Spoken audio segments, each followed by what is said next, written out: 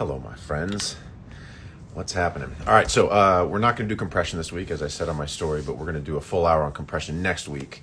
We'll just do sort of the usual chat this week with John, and actually I think we're going to bring on a very special guest halfway through and try this multiple people stream thing. So we'll get John on here in a second. As always, check out the Discord. It's been great over there. People helping each other out. People chatting, giving advice. I'm now getting my ass beat by a bunch of people who play chess on the Discord, which is awesome. It's been super fun. But yeah, I got a bunch of good questions this week. Got some holdovers from last week. So when John gets on here, we'll start chatting and then bring on a third person about halfway through and see what that's like. All right, where's John? How you guys doing today? What's up? What's up? Oh, I'm gonna wave to people. What's going on?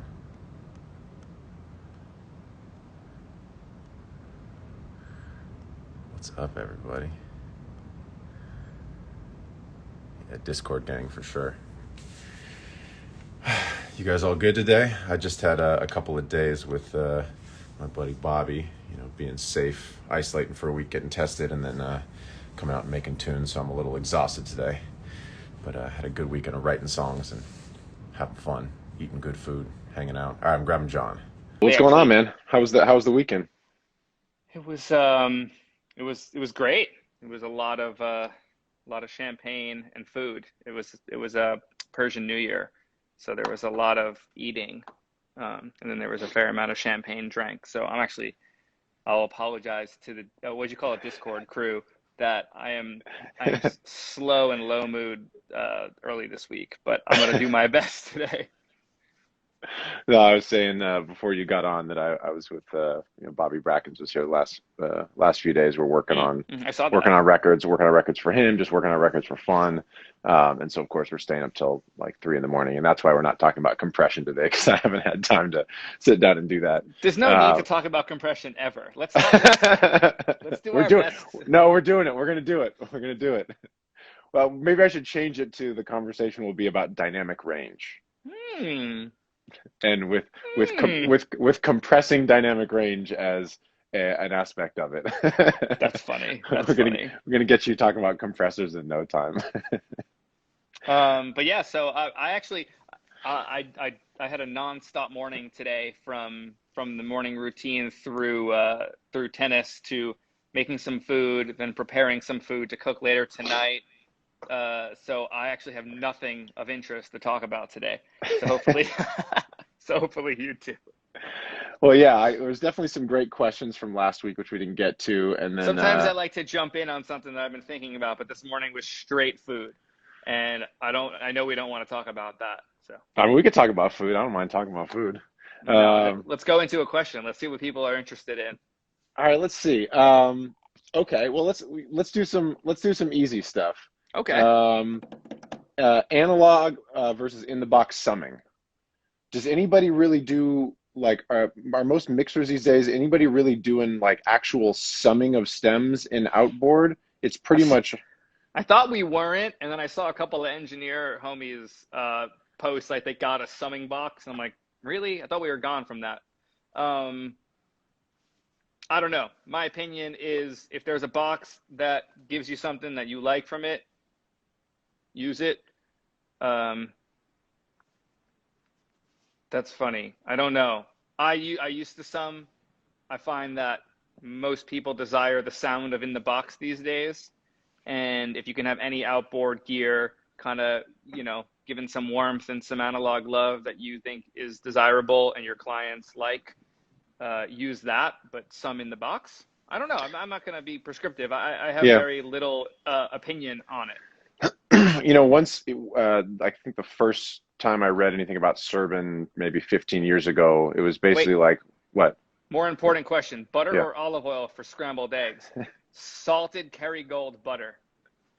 See, I go. That's prescriptive. I go unsalted Kerrygold butter with a little bit of family olive oil, and then add kosher salt. Olive oil on what I did today. By the way, I forgot to tag the family olive oil, but I'll tell my dad. He'll be very happy. I use the salted one and then salt the eggs less. But normally I don't have the salted one on me, so I'll use the regular Kerrygold butter as well. See, I don't actually use salted butter really for anything. Try to get my salt from other places, and what I generally do with What? eggs is I get it from I mix in like triple creme cheese, which has salt in it. So then you get that like soft scramble with the triple creme. Yeah, we're just Yo, nobody listens to Live with Matt here about salt. Salt is how you bring flavor out of everything. Just use it. Salt is Use the everything. right amount, and actually, our bodies crave sodium. So just get it from the right sources. Get it from the right Sorry. sources. So anyway, analog summing. Uh, Fuck analog summing. Let's talk about salt. Yeah, summing. I think that the idea, at least for those people that don't know, somebody asked what is summing, but the idea that you would take all your multi-tracks and combine them into a stereo channel in the analog world was obviously how it used to be done before computers. But then there was this idea that doing it in computers, it didn't add up correctly, or it didn't sound as good, or doing it through analog gear would add some harmonic stuff that was desirable. And all of those things might be true. The digital technology now is such that you're just going to get, I think, a pretty perfect digital summation, although there's some arguments about Ableton versus Pro Tools versus other things. But the main thing is, if you want to get saturation, if you want to get harmonic stuff, you don't need a bunch of analog outboard gear to do it. There are analog No. outboard gear things that do amazing things, that that do amazing stuff, but like the idea that you need external summing to make your mix sound good is, Yeah, I think most A-level mixers aren't using analog summing anymore. I wish I had something more interesting to say on the topic. There's Yeah. nothing really interesting to me about analog summing.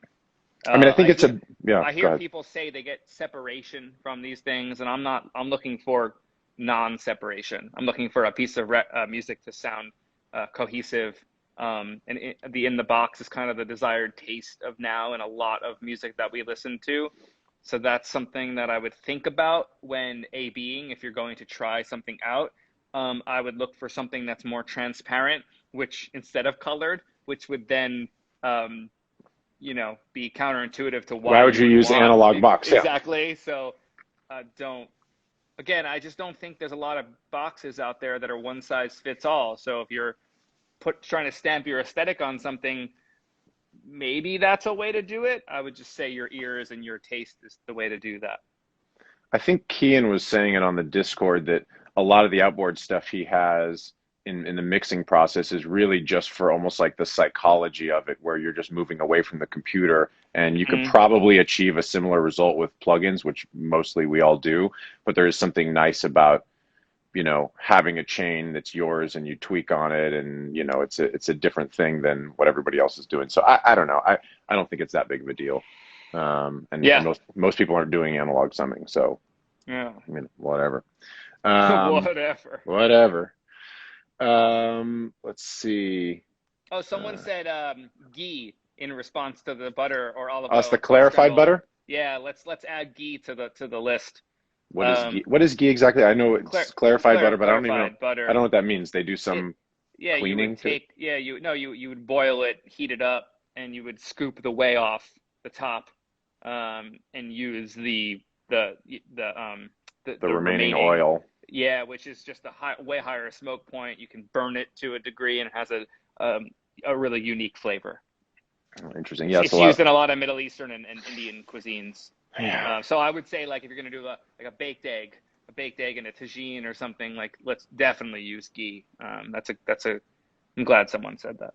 It's the thing I miss most about London and about traveling is Indian food and Pakistani food and Bangladeshi food. That area of the world, the food. I think that in would be London called Bengali food, my friend. Bengali. Is that what it's called? Yeah, I think it's Is Bengali. Does that mean, is that the whole area? No, Bengali food would be food from Bangladesh, Bengali cuisine. Bengali cuisine. Yeah, Yeah. amazing. Let's see. Oh, if you Hex asked he asked actually about AI mixing tools, which I don't know much about. The only thing I've used that does like some auto, I mean, I've obviously used things that like in Pro Q3 where it shows you a whole you put the cursor down and it shows you the whole frequency spectrum. You can pull down resonances. I've used the Ozone automatic mastering thing just to see what it does and see what it does to my mix, almost out of curiosity. I never, like Yeah. use the settings. It always makes things sound insane. Yeah. But sometimes it is an interesting perspective. But I know people are using it. I'm sure it sort of gets back to I think it gets back to the same conversation as like, something like CLA vocals, where if it's a tool that someone who just doesn't care about mixing wants something to work quickly, you can get a result if you just don't care about it, but you don't listen to us if you don't care about mixing. So we encourage to go deeper and really learn the Yeah. tools. But I haven't used a lot of the AI It sounds mixing stuff. dangerous to Yeah, say that. It sounds I don't know what dangerous it because means really, if because someone AI is uses such a, it, yeah. if they say something, if they use it because they don't care about mixing, then they're hurting the process from the beginning with it on, right? So if you don't care about mixing or mastering, so you think that's mixing and mastering, you're just wrong. Yeah. So you shouldn't use it if you don't care. If you understand it and can reverse engineer it, then you can use it for a starting point and backtrack from it. But if you're putting it on because you think that's what mixing or mastering is, you're doing more harm than good. I think in general, the AI mixing or mastering tools out there are used as guidelines Yeah. should be used as guidelines to help get to a desired result. I like what you're talking about with that Pro Q3 analyzer. It's nice to see peaks, but also peaks are good, right? Peaks are energy. So do you want to reduce all peaks because it shows it there? So it's a little tricky with the eyesight, with mixing and audio memory and all those ideas. Like you might just reduce it because the eye says that you should reduce it, but that's like where the fundamental of the chord value is in that sound. So I'd be careful with all of those things. I use a lot of it. Yeah. I have when it first came out, like that technology that could, check the kick in the bass. So in Neutron, you can see an audio file and you can match frequency spectrums between plugins that are connected within the session. Right. So like I can see where the bass and the kick are overlapping. I haven't used that in a couple of years, but I did check it out, for that reason. People talking about Soothe and Golf Loss. Yeah, those are all smart tools. I use them. I don't really use Soothe actually, unless it's on a session, but I use Golf Loss on every session. Very small.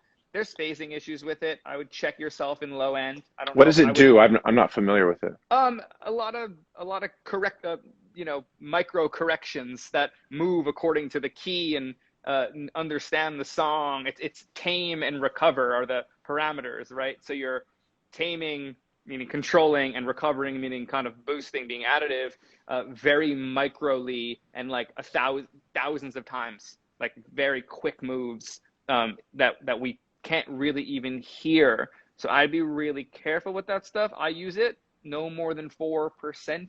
Either way, on their website, they in fact say if you're using it more than 5%, your problem is elsewhere.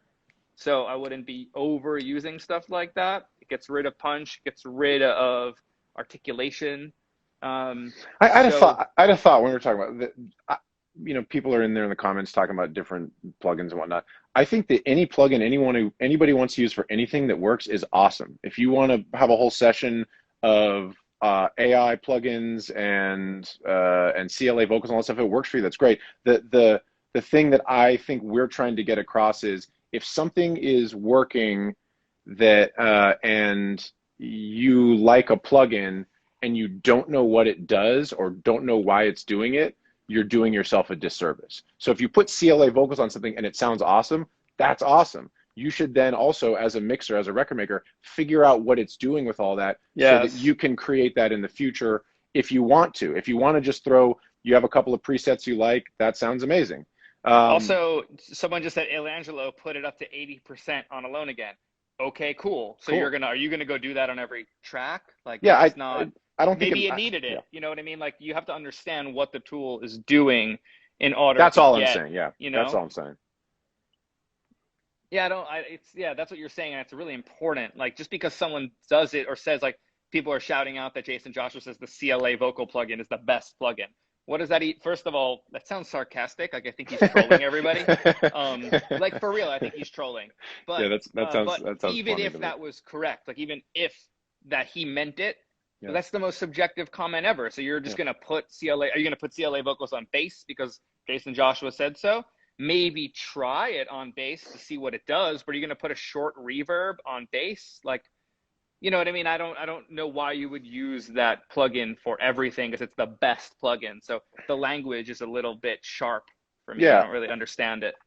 I think the overarching point is if something works for you, great. If you don't know what it's doing, you should learn what it's doing. Yeah, So and then also, you can it always goes back to monitoring too. If you're using Gull Floss at 80%, you probably can't hear what it's doing. You can hear what that thing is doing at 1%. So if you think you need 80%, you're probably in a weird listening situation. For most of us, Ilangelo's extremely talented, and he's got great ears, and his mixes sound great. I don't know what kind of room he's in, but maybe that was heavy-handed. Maybe it didn't need that. Maybe he had to rush it out, and that did a broad stroke move way at the end of the line because it had to come out in 2 hours because that's the deadline. And it's just like, oh, that's going to get me to my desired result fast, and I don't have any more time to dig deep on this. We don't know the circumstances into why people made these moves. But when in doubt, I don't know if you want to overcook with these smart tools is the point of the question. The question was AI mixing tools and mastering tools. I wouldn't overcook with them. It comes down to what you're trying to do too. If what you're trying to do is not think about mixing, then sure. But also that's not who we are. I mean, there's other, you're not coming to us because you want to think less about mixing. You're coming to us because we're insane people that want to talk at, starting a year ago in front of nobody just into the internet because we like talking about this shit because we're super nerds. So so I'm not mad at AI tools or all-in-one things. Just know what they're doing and know why you're using them so you can make an informed choice with experienced ears and decide if you like something. I'm definitely mad at them. I'm going to take the other side. You're upset about it. I'm so upset about them. I think that the shortcuts to people that, as you put earlier, don't care about mixing cause more damage than do good for the final products that we're it both makes your job harder and makes people like you more valuable. So it's a weird it's a weird I don't see it making my job harder.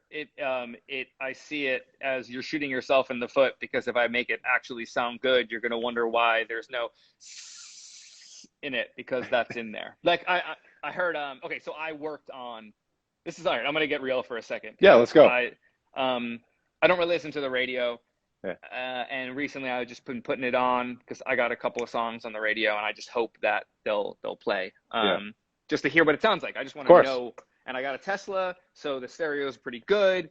I love the way that a lot of records sound when I'm listening to streaming, when I'm listening to Tidal or Spotify through my phone, or even the built-in Tesla like XM radio equivalent they have. The stereo sounds good. So for context, I like the way that stereo sounds. Put on the radio, Kiss FM, and Golden, Harry Styles came on. And I worked on that record. I did some stuff to it. I'm not going to go into depth in everything that I did because I'm credited as an engineer, but I didn't do the final mix. But I know what the rough mix sounded like. I had it there, and Spike Stent mixed it, and I love Spike's work. I think Spike is one of the greatest to walk the planet in our world. But for some reason, when it came on after another record, I think it was an Ariana Grande record, all I heard was static in the top end. And I was like, what move was made from the record that I know what it sounded like to make it so consistently bright throughout? So the dynamic range at the top end was basically gotten rid of. And I would imagine it's because someone is coming to him because of his expertise and what things sound like on radio that, hey man, I need this one to sound like the radio. So, okay, so we're going to make it even louder and even brighter than the rough mix. So then when it hits the radio compression, all I hear is white noise. And I didn't necessarily get to give notes on that. I probably could have helped, get it across the line, translating as well as not having that. But it didn't sound good, right? So if we're sending mixes to get mixed for the radio, and that's the mentality of what it's supposed to be, overly bright, overly compressed, so it sounds good on the radio. I don't understand it because the radio compression is different, one per station, and already doing that. It's already putting an OT. People are saying OTT. Well, the radio is OTTing. So Yeah. why are we doing it in the mix process? And why was it made louder and brighter than it with an already loud and bright enough mix? And I'm just curious who's saying that this is right. And I don't hear people talking about why it's not. And that's why, granted, we got like, 45 people that are going to hear this. So I'm not sure what good it does at the moment. Oh, these things go up to about 2,000 across. It, so okay. There's a lot of people listening. But what I'm saying, I'm not questioning the expertise. It was so starkly unconvincing that was the right move next to whatever came on before and after. I couldn't listen. I couldn't listen down to the song. And it feels the same way on Spotify, and it feels the same way to me on Tidal. So I know it's in there, but on the radio it was 10x'd. So I think we need to think about a different way to mix for radio. I think we have to think about mixing with more headroom for radio, so radio does their thing. There used to be a radio mix. Maybe the radio mix could be turned down and not the super loud one. I still think everything can be turned down, but that's another conversation. I just think that these all-in-one plugins are doing that. I do know for a fact that on that Harry vocal, there was no all-in-one plugin on it. I mean, by the time it got to me and then back to Tyler and Tom and Nick, Tyler's engineer, I know there wasn't a CLA vocal put on it. I don't know what happened after that, but that's an example to me of lack of dynamic end in the top end of a vocal that winds up protruding over everything in the mix, so it sounds like static white noise. And I'm hearing that on the radio more and more, and it's becoming more and more annoying. I don't know why people aren't talking about it. Yeah, I don't know. I mean, I haven't listened to all these songs back to back. I mean, I know some of these records, and there's a lot of ways we can go with this conversation. My one thought, and we may have talked about it before, is that to me, the records that always sound best on the radio, which has that, the over the top situation with the multi-band and the whatever, the crazy compression, were the songs that were not hyped. So the not hyped music always sounded the best. So, like the Rich Costi Muse mixes were always my favorite. They're always so dark and like low mid and mid rangey, and then or like Arctic Monkeys, which I think is Chad Blake's stuff. Some of those they're just like dark and dirty, and then when you put them on the radio and they put all that shine on them, they just explode and they crush the Arianas of the world on radio. But the other thing that's happening is that because the radio audience is moving over to streaming, and streaming has its own set of issues with normalization. We've talked about all this, but they're not doing an added layer of insane over the top compression that people are longing for the radio sound. So they're making the mixes sound like the radio in 2000, but on Spotify. So they're basically pre-hyped. And so then when you take the pre-hyped mix for Spotify, put on the radio, it just sounds insane. That's my theory on it. But I learned that about a decade ago. I forgot where it was. I was watching an interview with Deadmau5, and Skrillex says the same thing, where everyone thinks that Skrillex mixes really loud. He does. But when him and Deadmau5 talk about the way that they go to the club, they turn their shit down. So it hits the preamps, the amplifiers, and in the mixer, they distort the mixer, they distort other ways to get the dynamically into the system to give that energy. If it's too loud into the system, it sounds squashed and there's no dynamics. It's the same thing on radio. It's the same thing. That's an interesting point. It's like we were talking about vinyl last week too, that if you make everything super loud like CD or streaming limited, these other places like the club, like pop radio, where these things get played, where they have their own system for adjusting dynamics. If you take something that's not dynamic, it actually doesn't sound as big. So more dynamics, lower volume, cranked into the preamps and the mixer and the club is going to sound bigger. That's really interesting. So it's I don't know why we don't consider it. It sounds obvious, but now I'm trying not to come at this in a complaining way, but I do think there needs to be changes made. And when I hear this consistency, and we're talking about all-in-one tools, a lot of them, as soon as you put them on, hype everything, right? So the sound of the records that are being made that people like Spike and Serban and everyone have to copy to make consistently translate, lowest common denominator type shit. It's baked into these records. I know my example of Golden, I'm using it because I touched it and I know it wasn't hyped, right? So he made it hyped like other records to compete against those records, right? So I know that there was probably an intention there to do that, because this is how the other records sounded, whether the ones on the album or competing artists. I understand why, but I'm saying when we talk about all-in-one tools and I don't care about mixing or mastering, so I'll just do this, that to me is where this problem is starting for mixers like that to have to compete that way. Mixers like me, I mean, I have to do it sometimes too. I'm a little bit against it to a degree where I'll only go so far, because I just know that it will translate later. Like Kid Laroi, Without You, I mixed on the radio, no drums, so it sounds bigger on the radio, but his voice sounds crazy on the radio because his character's there. Like, he sounds crazy. I didn't make it sound crazy on the radio, but it's jumping out because he's got enough top end, and his mid-range is where his character sits. And that's why I was listening to hear, like, when that song would come on, because I haven't heard it on the radio yet. And I, like someone said in the comments, they're not talking about it because they're not listening to the radio. Well, neither am I, because I don't fuck with the radio. Everyone can go back to earlier episodes and hear that I listen to 60s and 70s Turkish and Iranian and Indonesian psych records and Ethiopian jazz. Like, that's what I'm listening to in my home when I'm chilling. But you got to understand where these records are going and having the mass impact. And I there was a time where I think we studied these things, and maybe I'm just youthful and I'm excited about it, but I want to study it, because I heard Kid Laroi, Without You on the radio, and that shit sounded big. And I'm not trying to talk myself up. I just know that mixing slightly quieter with enough dynamic range still sounds sick on the radio, because I'm trying to prove it to myself too. I'm not just trying to say it out loud. I'm trying to walk the walk, and it's working. And anyway, that's my rant on what I heard on the radio last week. No, it's very interesting. I think it is, there's been a lot of discussion both on here, on the Discord, and then all over the internet about how do you make your shit sound the best for streaming. And so it's important for people to think about all the formats that your music is going to be heard on, places your music will be heard. And this is one, it's like the classic thing of why,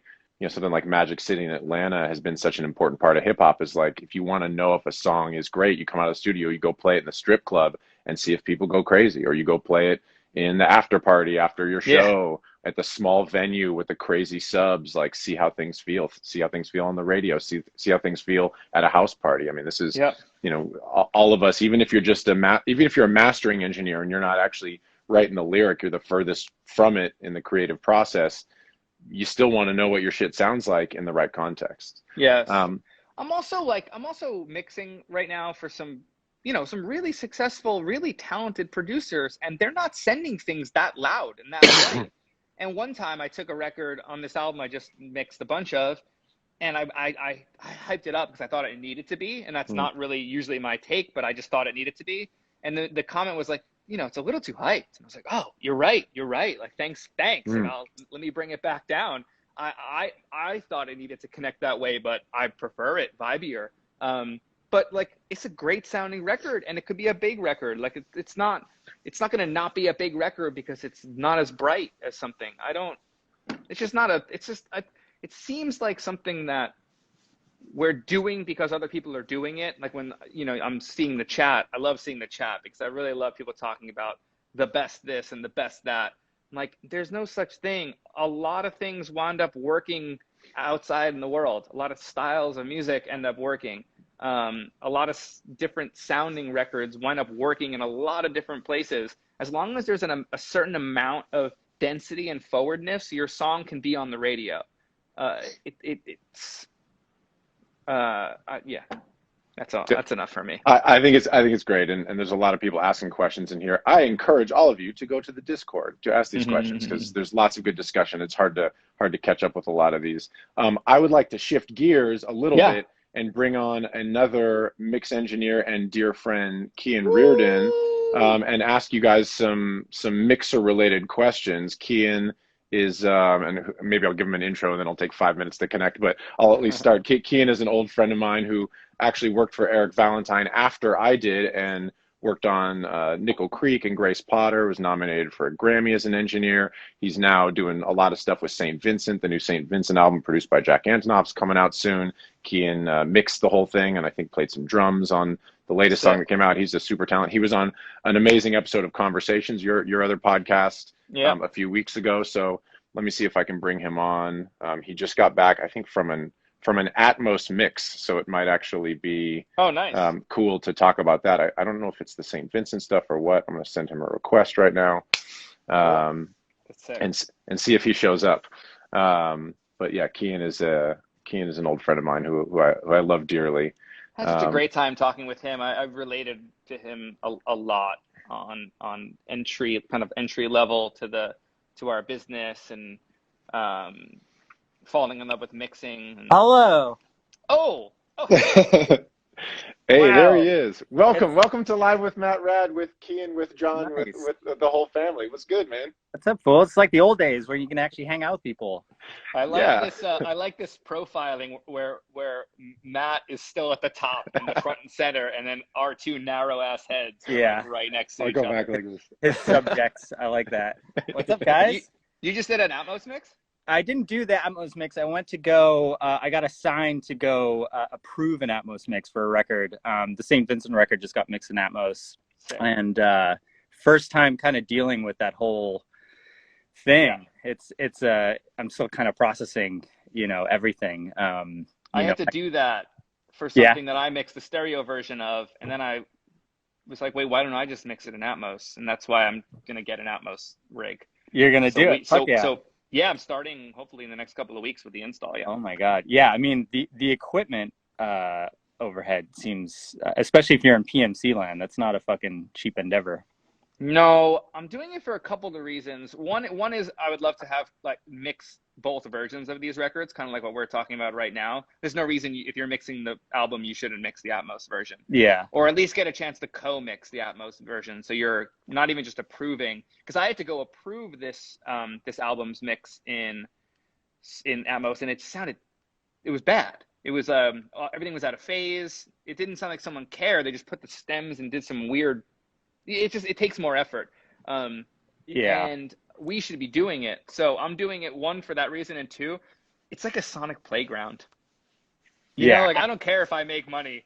It looks so fucking fun. I mean, the downside is the place, and I don't want to put anyone on blast, but the place where I listened to it like didn't seem like a great room. And I'm very lucky I work in a fucking awesome room, and to go into like kind of like a post-production spot with like some JBLs thrown up, and it's like, okay, I think I'm hearing what's going on. It was like a 714 system, so 7 around, 1 LFE, and then 4 above.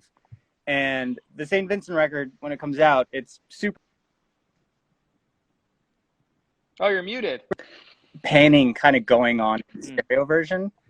Am I still there? No, you're back. You're back. We lost you for okay. a second. You were saying this St. Vincent record is, and then you made a bunch of gestures. Oh It yeah, looked amazing. I mean, the stereo versions are wild, and it's really like a record that would benefit from. So he, the mixer, he did a great job kind of interpreting that.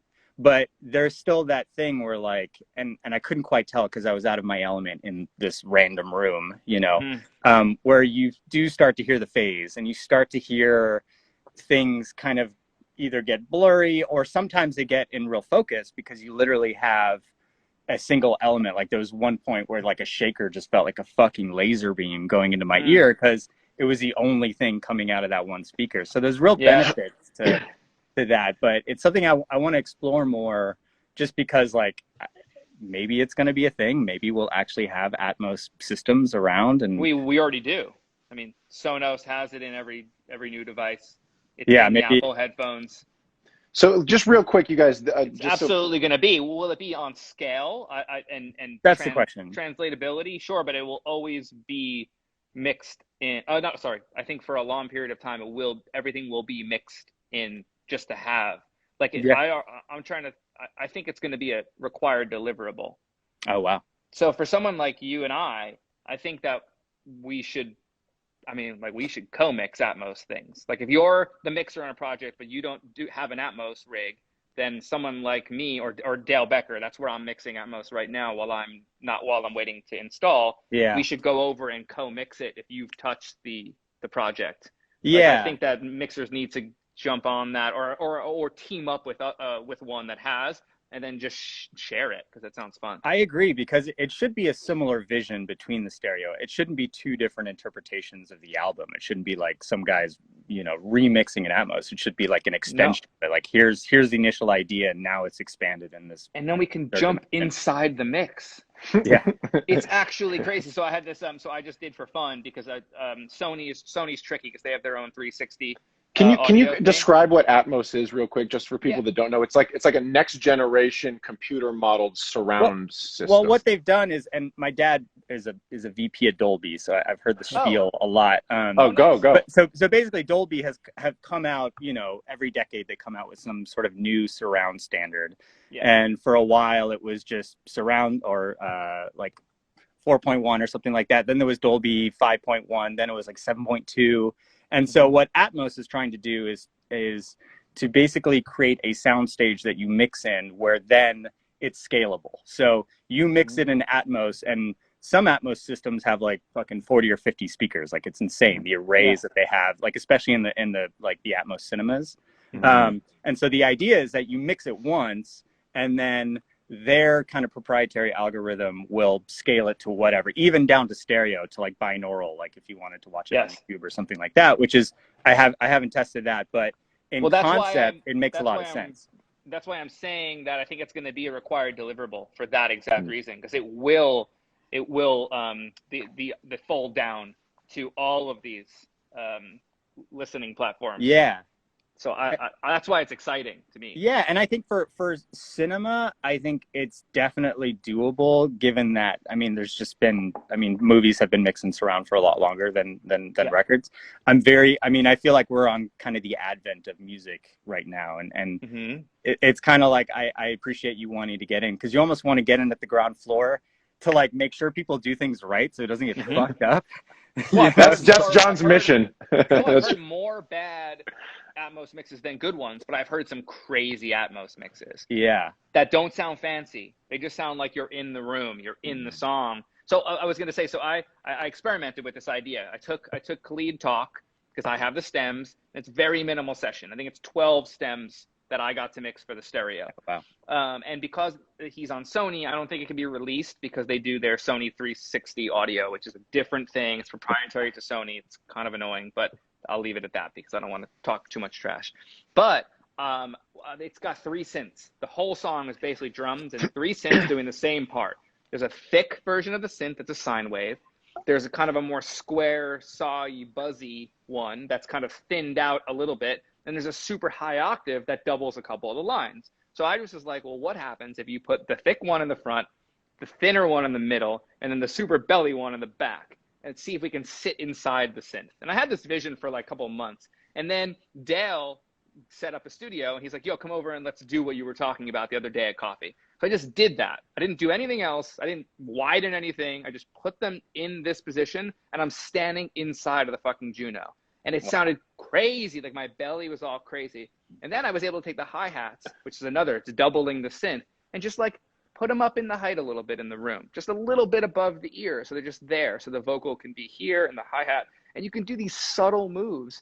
We were done in 2 hours, and it's like we level matched the A-B of the stereo to the Atmos, and it's just like, how is this not a thing? Yeah. How is this not what music should feel like? It's not even a sound. It's how you feel records. Yeah. Anyway, it blew my mind to actually do it. Granted, the reason why I'm so excited what you're doing, this with St. Vincent too, is that, well, you made the stems. Like my assistant and I made the stems. So I can now control how the Atmos mix is going to come together so there won't be phasing. So I can take the reverb separate and put the reverb in the back and keep the vocal dry in the middle, without having to do some trickery. Like, we can control it. Yeah, that's one thing too, because I found that I had never delivered for Atmos, so he was basically, and he was cool. He's like, give me your consolidated mix session, and he had access to a lot of stuff. But that was the one part that really fell apart for me was, he was making choices on reverbs and certain things, and I understand that clearly there's some reverbs that you need to use because they don't exist otherwise. But that was the thing where it would be good to have more control over that, especially when you spend so much time fabricating these spaces or the right delays and the right reverbs, to have someone just kind of put some like Altiverb type thing, and it's just well, like there's this only a sounds little sterile. couple of Atmos reverb plugins, and they don't Yeah. sound that great. I used one on this thing; it's not that great. But what I did do, because I printed the reverb separate, was I was able to add space to the reverb stems and put, you know, so if we're bouncing our effects separately for the Atmos mix, there's more. Anyway, I'm super geeked on it. Again, I don't even want to do it to make money. I just think it's fun, and I want to have a sonic playground, because the first time I did it, it made me feel like I had my first studio when I was 17. And I was like, whoa, I can just fuck around all day. Yeah, it's an eye-opening experience. I'm still like, yeah, I'm excited about it. Yeah, I went in kind of being like, what am I doing here? And then I left being like, okay, cool, I get this now. I think it's fun. Yeah, once everybody's once we have a lot more free movement, I want to go live inside Atmos mixes with you guys. Let's go to Dale's. John, do you have a timeline for when you're setting your thing up? I'm supposed to talk to Maurice about the install today. Okay. I just got the AOK from the Dolby people, and actually this morning I have to sign something. So yeah, that sounds amazing. I'm looking forward to that. Yeah. I got a few mixer related questions. Actually, it's the one we teased at the end of last week, which I thought was a good topic, especially for both of you guys, since you're both amazing mixers who've been doing lots of work with all kinds of different people. The question at the end of last week that Alex said, which was, what as a mixer makes a producer fun to work with? I've kind of hit so many different aspects of making records and don't do nearly as much straight mixing as both of you guys do. Do you have like, and it could be from pet peeves to talking about your favorite people to whatever. I know, Cian, you're doing the thing that Jon is maybe transitioning back into doing, which is you're also engineering a lot of the stuff that you mix, which helps a lot because you're not getting your own shitty sessions. Or maybe you do your engineering sessions, and then you're like, oh, I really need to organize this for mix. But I assume organization's a big thing. But is there other stuff that you guys love or hate about getting files from producers or producers you like otherwise, or anything in that realm? Cian, you take it. I talked for a while. Yeah, I would say, I mean, getting things that are kind of organized and put together is great. It's great to kind of have someone articulate some sort of vision and bestow it on you and enable you. You know, if someone just sends you just a mess of something, and it, you know, a lot of what I work on is fixing, you know, and a lot of people kind of kick that can down the road. And that's just the reality of being a working mix engineer. Not everything that you're going to get is going to be fucking well put together, well thought out, well recorded. And that's just part of the job. And there's a certain joy in that, because if you're the person in the process that's able to take it up to the next level, that's stoking out that producer, whether you think they're good or not, or whatever, like that, it's good to be that guy in the process. That's like, that's taking things up a level. I would say, you know, when you're fixing things, my mind kind of goes into autopilot, because it's like, well, this person hasn't really put in the thought to articulate their vision, so I'm going to kind of just do what I'm thinking, and then maybe get into kind of some fun, you know, mixed creative stuff. I would say, to answer your question, the most fun producers to work with are the ones that see the mix process as part of the production process, see it as an extension of the production process, as opposed to, you get some producers that are very, you know, close to the chest, and they basically just want you to clear things out, you know, manage the dynamics, and that's it. And if you go beyond that, they get a little freaked out, and that's not what they want. So the people that are like, hey, what do you know, like, are you hearing, like, I've straight up like programmed parts and additional drum stuff, and obviously that's getting into additional production. I don't give a shit about that credit. I just want the song to sound exactly. That's a really great attitude to have, which obviously we talk about a lot, is like, you want to be the guy that finished the thing and the people go, I want to hire him forever. I don't know all the things he did, but he's amazing. That's the guy you want to be. Yeah, I couldn't agree more with that. I don't fuck with that credit. I don't want it. The useless credit. It's like, cool. Yeah. I just want to do good work, and I want people to come back. I think that answer is everything. Like, I would want to flip the question back to Matt and say that when you're producing a record and you send it off, what's the most fun you have with a mixer? It's really tough because I probably, like, half of the stuff I've done, half of the successful stuff I've done as well, I've mixed it myself. And I'd say the other half is a spectrum of things, from I did the whole production, did an amazing rough mix, and then Serban brought out a little more in the vocal for the radio and everybody's happy, to like, I don't know, like on Niall's first album, I just wrote on that. I didn't do any production or anything. Yeah. So and sometimes I come in and just do additional production. So I've hit so many different aspects of the process. It's actually really hard. I was thinking it as you were saying it, Cian, about producers that want the mix to be a part of the creative process. The mix is always a part of the creative process for me because I'm also a mixer. But I also know that because of that, I also lose out a little bit on the collaborative mix thing, because anytime, if I have the ability to deliver a 96% finished mix, that's what the A&R and artist and everybody's going to want. Like, why would I leave it up to chance, given that I don't have a consistent mixer that I do everything with?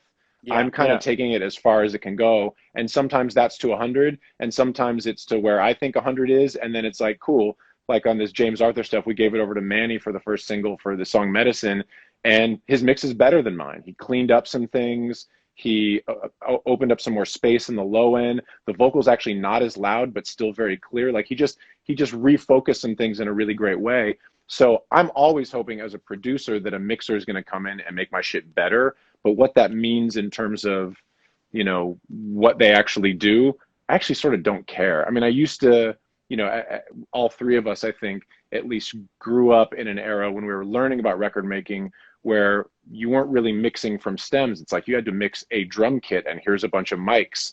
And now the mixing process has morphed into something that's a little bit more of a refiner finisher with a bunch of producers and writers that are not as skilled as engineers. So the role has kind of, you become fixer, finisher, redoer, and then like refiner with the great taste. So I don't know. I don't know if I really have opinions on it other than that. I don't even know exactly what the question is other than, I don't know. It's hard. I would like to. Well, my question was a flip to yours, which is what makes a mixer fun to work with versus what makes a producer fun to work with. Because Cian basically said all of it. My additions would be, someone that you connect with, someone that you become quote unquote fast friends with, that they trust you and they're curious. So they, a lot of the producers I'm working with now just text me out of nowhere to be like, yo, have you checked out this new thing yet? Like, have you heard this record? I really like what's going on here. Have you tried this? Like, just trying to push each other forward, right? Like, those are my new favorite relationships to build, or people that try to push me forward. Have you tried this? Because I think it'll help on the aesthetic you're going for. And then me not being proud of anything is like, cool, let me try it. Oh, it didn't work. Like people on the thread talking about Gulf Loss and Soothe and all these AI things. Like, I'm trying them all because y'all are talking about it. I don't really use those tools because I've reversed engineered it and said I don't like what it does, but I know what it can do. And like, it'll be used to fix things, as Cian's talking about. Like, I don't want to be a fixer, but like you said, being a working mixer it's a requirement for us to do that. So I want to be fun for the producer to take the brunt of that work and say, don't worry, I'll fix it. You go write another hit song. Like that's our attitude. It's like, just give it to me, I'll take it. It's like the Tony, I got you. I got you. There's also a lot of, I would say, different types of mixers. There are mixers now, and because of the internet, because of kind of the pseudo celebrity culture that exists in music engineering now. I mean, it's weird, but it's there. Come join the Discord. I know.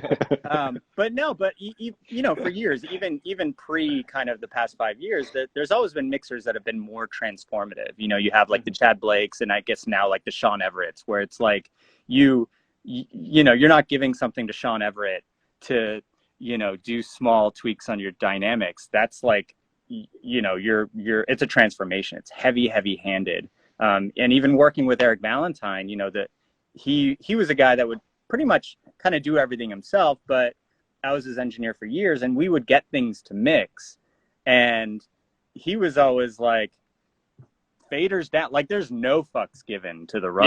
He's just like, he's got one track where it's like, I'm a record producer, all these other things are just kind of divvying up that role a little bit. And it would come down to like, we would work on like a 5 Seconds of Summer song or something like that, and we would get a session, and it's like, he's like, cool, you're gonna go replay the bass, we're all gonna go re-sing and it was like, it became this kind of, whatever it took to get it to sound the way he heard it in his head. And I'm sure people like Chad Blake and Sean Everett operate that way as well. There's probably a little more mania in there, but you know, and then you have some mixers where it's like Serban, and you send it, pay him all the money, and he does like the tiny thing that just gets that vocal to sit just right, and it's a perfect pop mix, you know? Yeah, of course. I should just make a correction because I'm getting called out for You're getting called out on the John, chat. 20 minutes ago, I use Golf Floss every session. John, 30 seconds ago, I don't use those tools. What I meant is that I don't use them heavy-handedly. I use Golf Floss. I actually don't use Soothe at all, but I use Golf Floss on every session. Like I said, I'm not lying. But I use it. I use it at 4% max. It's usually at like 2%. But anyway, I should correct. Like I think the tools are great. A little goes a long way. Just be weary. That's all I'm saying. I haven't Also, used Golf Floss. I don't know. Before we go, shout out to Salted Kerrygold. That's my shit. Irish people. And shout I out was to gonna my say native country. land. Shout out to Ireland. There's a couple of guys. There's a couple of guys from Dublin that watch these guys, That's girls. right. I'm not sure. And then they're on the Discord now too. There's a whole Irish crew that tunes in. I would say though, just on the note what you're talking about with the like, I don't know. I think now with the new mixer finisher role, as Matt was kind of pointing out, I don't feel comfortable. I'm on the opposite end of the spectrum than the replay the bass thing. I won't even resample someone's kick. So I work with, granted, now this is in the defense of most of the producers that I'm working with in the pop R&B realm, like their kicks are fucking good. So why would I change? They have an identity to their kick. So I wouldn't want to change their identity. So it's rare that I'm getting one that needs to be changed. But I know engineers that do it to everything because they think they need to, but I won't change a sound. I will, however, pitch a sound down or up accordingly because I normally will do it based on I think it was the intention, and I have bigger bass drivers so I can hear the tonality of the kick a bit better than someone that I know that's using barefoots, you know, or whatever. So I think I could hear the difference and what they were actually going for and the way it rubs with the bass. Maybe they couldn't tell on their 6-inch driver versus my 12-inch or whatever. But changing the sound or replaying a part in my role versus maybe in indie rock world where like the bass is just fucking sloppy and you know you can do it better, I have to say I wouldn't do it. Yeah, you're also opening Pandora's, you know, as a working mixer, you know, if you're mixing a song or 2 or 3 a day or whatever, it's like if you start opening the door to like, cool, I'm gonna go chase some kick samples and sit there, but you know, like you kind of have to compartmentalize your role a little bit to stay sane, you know. That's how I look at it, you know. Especially exactly. I wanted to at least touch on the other side. It sounds dangerous to get even known for that. Like, oh, we'll just send it to John. He'll replay the bass. It's like, no, I got 3 on the plate today. I don't want to do it. I just don't want to be known for that. Well, by the way, used to do that. This is kind of where I sit for a lot of work, which is, you know, I got on this James Arthur stuff I'm working on, for example, or the One Direction stuff back in there, whatever. I'm getting a producer's full session and then doing, you know, sort of a few steps behind what you guys are doing. Where it's like, I might replay this guitar. Let me do a couple of mutes. Let me revoice some of the drum samples. Maybe it's more drastic. Maybe it's subtle, but it's like, I'm taking all the stuff that's there, which is amazing. And then just kind of like pulling out a couple things. And it's almost like I'm doing the production version of what we talk about a lot, John, about soloing in groups and seeing like what's working, what's contradicting. And you talk about, okay, maybe I'm gonna filter out or drop something an octave. I'm just doing that more in a more extreme way, or like this guitar part is right, but it needs to be an octave lower and a different sound. I've got all the gear. I'm gonna replay it. Then all of a sudden, when I deliver it back, when I deliver it, it's gonna be delivered to a mixer, but the sonic aspect has been taken a bunch closer in addition to the production aspect. So it's interesting how all these roles are kind of production overlapping. and arrangement. Yeah, I mean, exactly. That's the biggest tool right there that you have over us, you know.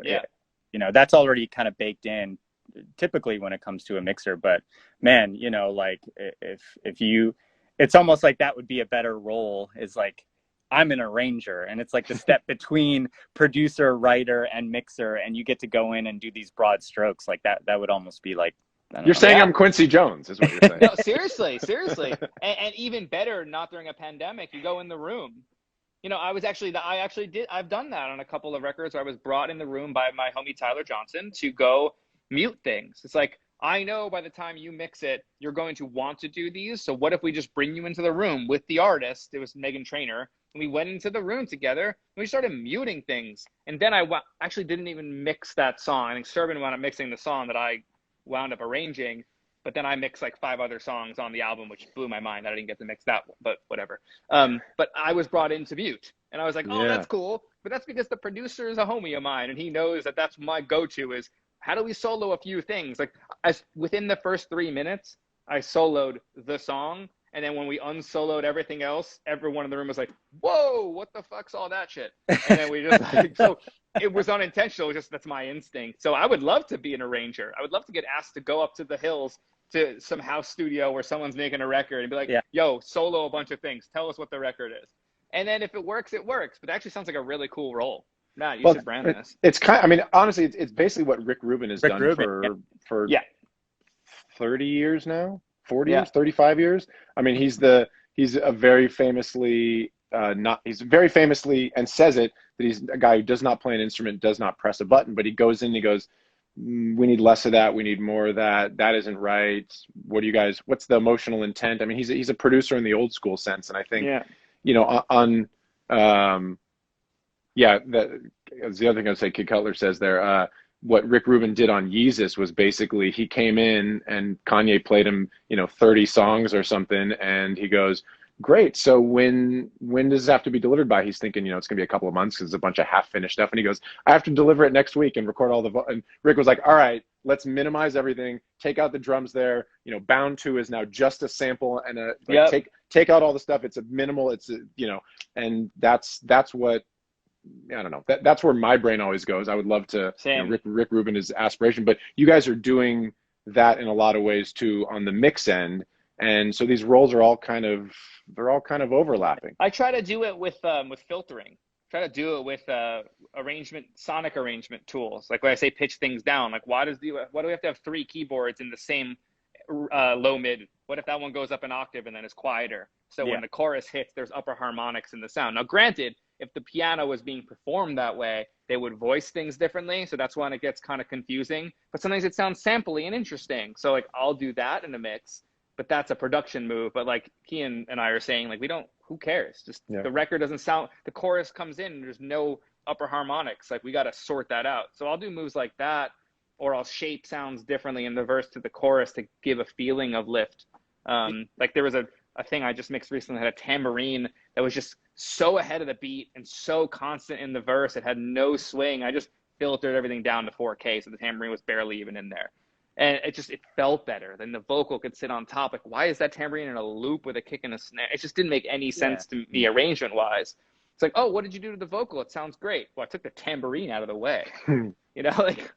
And a big part of making those decisions, though, I would say is comes from establishing trust with the rest of the team. Because if people don't trust you to make those decisions, you know, they're going to be second guessing you all the time, and you're going to be kind of sheepish about doing that. So it's that aligned with taste. Like you got to have the confidence and taste that you're like, I'm doing this for a reason. Yeah. And you know, there's a balance. The trust part can a lot of the times even come from that move. It's like, oh, that was bold. Okay, cool. I fuck with this dude because of that. It's risky, but it's fun. It's like sometimes it'll fail. Like most of the time. Be okay with that. Exactly. I think the big takeaway from that question of, you know, what makes a great producer from the mixer's perspective, what makes it a pleasure to work with, and vice versa is really just trust, building trust and good communication. I mean, certainly there are people with taste level, but part of building trust is, like you said, John, doing good work. People go, I already implicitly like this song that he did. I like this song that he mixed. Then you already have a leg up. But then from there, it's really just a lot of communication. That's when working pretty much with anybody on any level, can you communicate and can I trust you? And can we build from there? That seems to be the thing. Well, look, this was a pleasure. It was great to have Cian on. Yeah, cool. I love it. It was a nice experiment with bringing another person on. It made my job easier because I didn't have to talk for like 15 minutes. We'll do a full episode with Cian. Maybe we'll do that when we talk about the St. Vincent stuff when it's all out and happening. Nice. Love you guys both. It's a pleasure. Love you too. I'll be on the Thank you, Discord John. after. And yeah, this has been fun, guys. Let's do it some more. Later, dudes. Later. Bye, guys. Bye.